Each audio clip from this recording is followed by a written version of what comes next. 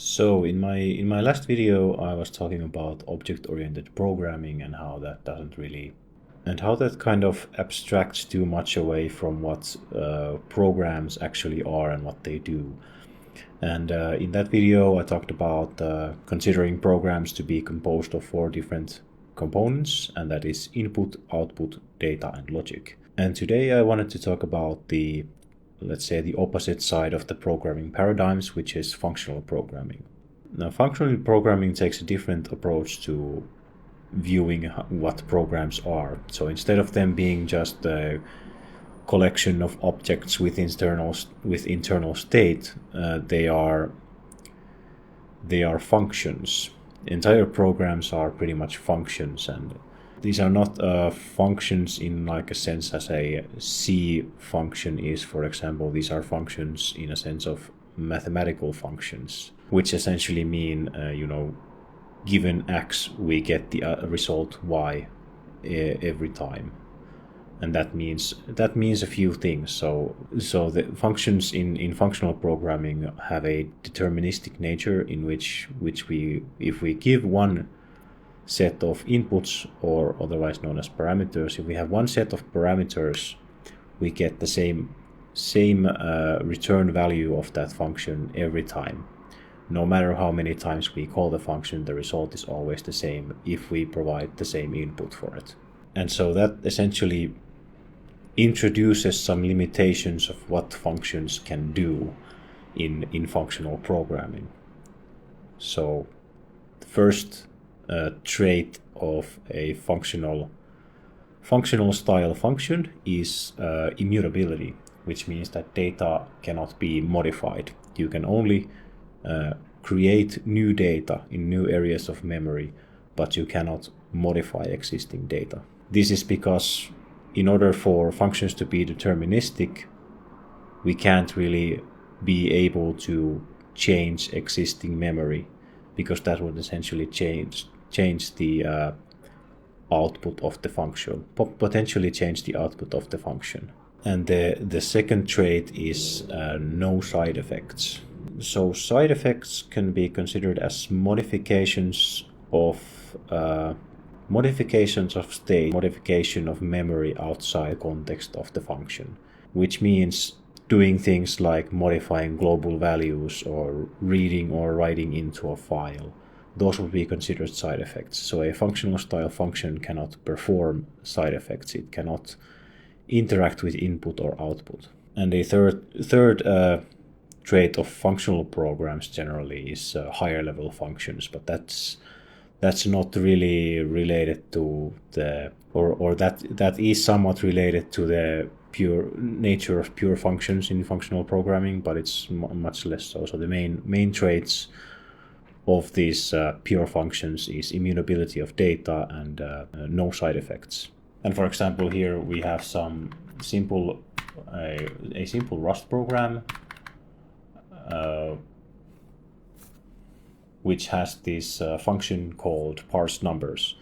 And this is what I would call a pure function, a functional style pure function. So all of the data, which is the contents that we get into this function, is immutable. We cannot modify the data. And within the function body itself, we also don't modify any data. We use this higher level functions, or basically which is the iterator approach in Rust, to perform our operation that we want to perform. And so that is splitting the input string with commas, and then parsing the split strings as floats. So we're essentially turning a comma separated string of numbers into actual numbers. Now, functional programming is, I would say, much closer to the way I would view programs than object-oriented programming. However, it does have some issues with the way that it looks at software. Now, generally, these pure functions are a good idea. I mean, if you have a function that takes a certain set of input and always produces the same set of output, that's a function that is easier to understand and easier to reason with, rather than, let's say, a function that changes a global variable or does something else, which then causes the function to behave differently when you call it next time. So the complexity is much easier to manage with pure functions. However, as I established, programs consist of inputs, outputs, data, and logic. And pure functions are about data and logic, but due to their pure nature, they can't really deal with the input and output parts of the program. So, for example, in this example program, we have the main function, which is not a pure function. And the reason that it's not a pure function and it cannot be a pure function is that it needs to read inputs and produce outputs so that the program actually does something. That's kind of the where the pure functions fall short, is that they can't really perform the side effects because pure functions cannot have side effects. But in order for a program to have any purpose in the real world, it needs to produce side effects. It needs to read data from somewhere and write data into something. And so, for example, here we are reading data from a file and writing data into the standard output of the program. And if we didn't have this input and output components of the program would essentially do nothing. And even the developers of functional programming languages understand this, and that's why they have developed their, let's say, their own methods of dealing with side effects in the functional languages. And I can demonstrate shortly here how we can actually make this part of the program also into a more functional style, or basically as a pure function. And this is a Rust example, but essentially what I'm recreating here is a version of what are called monads in what are called monads in the functional languages. So if we check out another branch here, I have the third branch, I think it was, yes, and then we reopen this file, we can see that we have a different kind of program here. Now what I've essentially done here is created a small state machine in the actual main function, and this state machine is essentially running operations in a loop, and these are essentially side effects. So we are running side effects in a loop until the functions that we are calling will return the exit operation, either the exit or the panic operation, which will exit the program. And so we have our operations here. These are the operations that we use in our program. We want to read a file, we want to print the standard output, we want to, in the case we encounter a string that cannot be parsed into a float, we want to panic and exit the program, and then on successful execution we want to just exit the program with successful exit code. And here is essentially the same main function that we had before, but implemented in a pure function. So now instead of this function performing the side effects, we are returning data that instructs the higher level logic on how to perform these side effects. And then we have then we provide callback functions for these operations that they can then invoke after the operation is complete, and they can provide as parameters the results of that operation. So essentially now we are, instead of performing side effects, we are running pure function after pure function in a kind of loop. And this is a simplified version of what monads are in functional programming languages. And a third version that I could show is essentially a version of the program that takes the only the or let's say it partially implements functional style programming and partially it does not. It's much like the first version that I showed, but a bit more procedural, I guess. And here it is. So essentially what's different here is the parse numbers function. So instead of using the iterator pattern in Rust, we are just using a loop. Now, in terms of functional programming, this is not a pure function because the data is not immutable. We are modifying data within the function. But if we look at the function signature, it's the exact same that we had before, which means that any code outside of this function can still consider this function as a pure function because it doesn't have side effects and it doesn't modify the data that we input into it. And sometimes I, at least personally, would say that for loops are much easier to understand than more like complex iterator setups. And that's why I would sometimes prefer using a for loop instead of iterator, even if I'm trying to kind of do a functional style pure function. So even functional programming or the functional programming paradigm isn't really perfect. If you use it in the wrong situations, you're going to be just making things more difficult for yourself.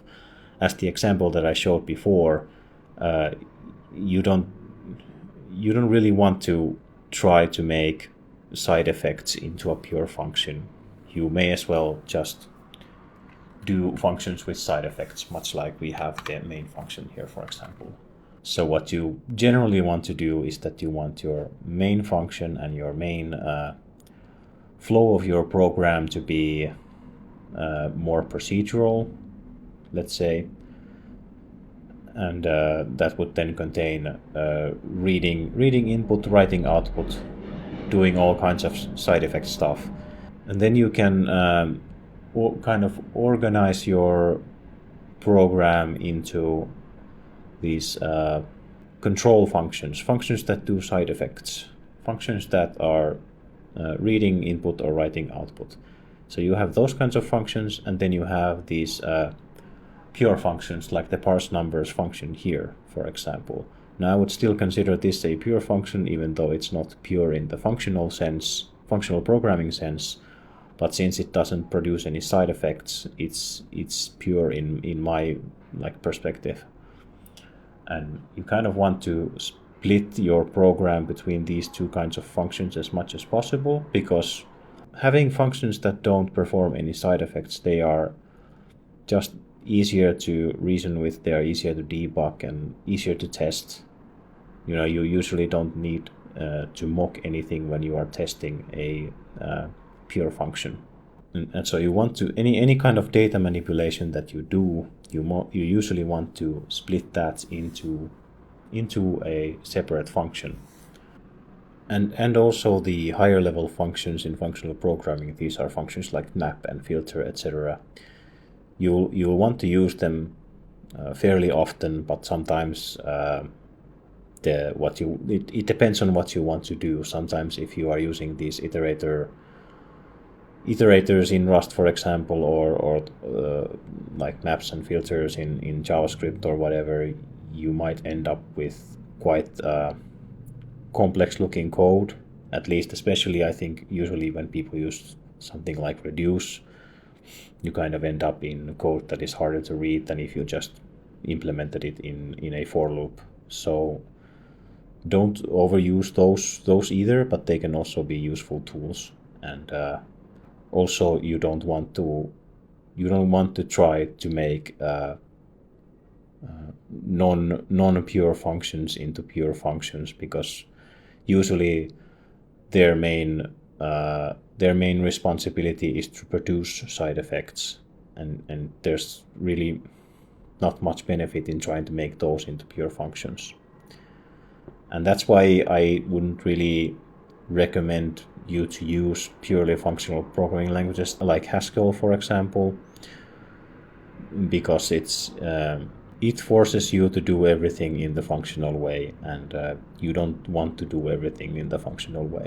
Sometimes you want to have procedural programming where you can modify data, where you can read input and write output at pretty much any point.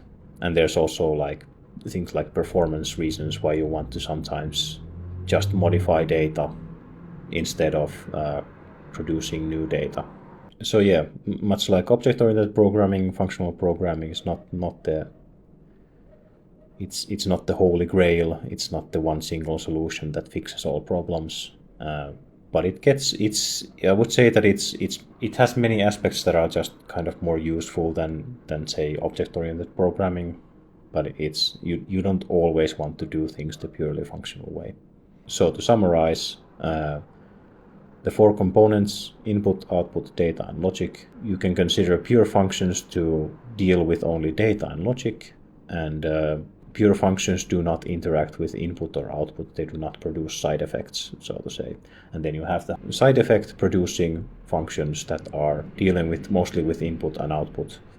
And then they are passing data from input into pure functions, which are transforming them into other forms of data. And then you can write that other form of data into an output. But yeah, those are my thoughts about functional programming. Let me know what you think in the comments. I would be interested to see if there are like other perspectives on how to think about programs. And thanks for watching the video.